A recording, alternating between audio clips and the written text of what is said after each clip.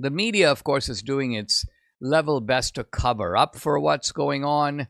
And so we're back to a regurgitation of the, quote, mostly peaceful riots. So most people are, not rioting. And Brian Stelter, who's kind of one of the more comically dumb guys in the media, he always states it in the dumbest form. So in a way, what he does is he takes liberal logic and he makes it explicit because he's too.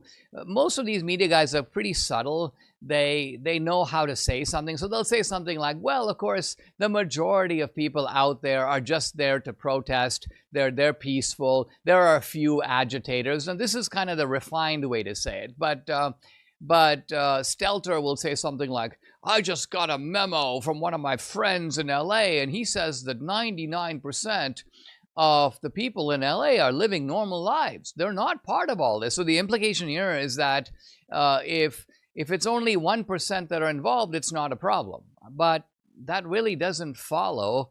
It's kind of like saying, well, listen, 95% of Californians are unaffected by the Manson murders.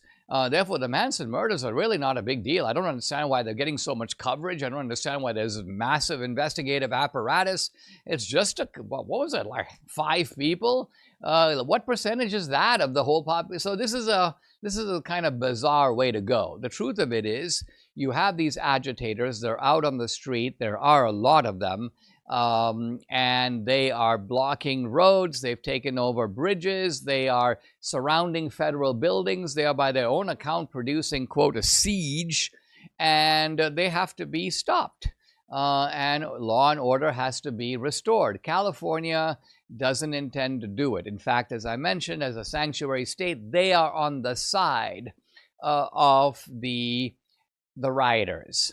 And so that's why we have a federal presence there. Now, it is worth noting, and I'll close on this, that the authors of this mayhem are Mayorkas and Harris and Biden, or more accurately, the people around Biden who are truly running the White House. They created this.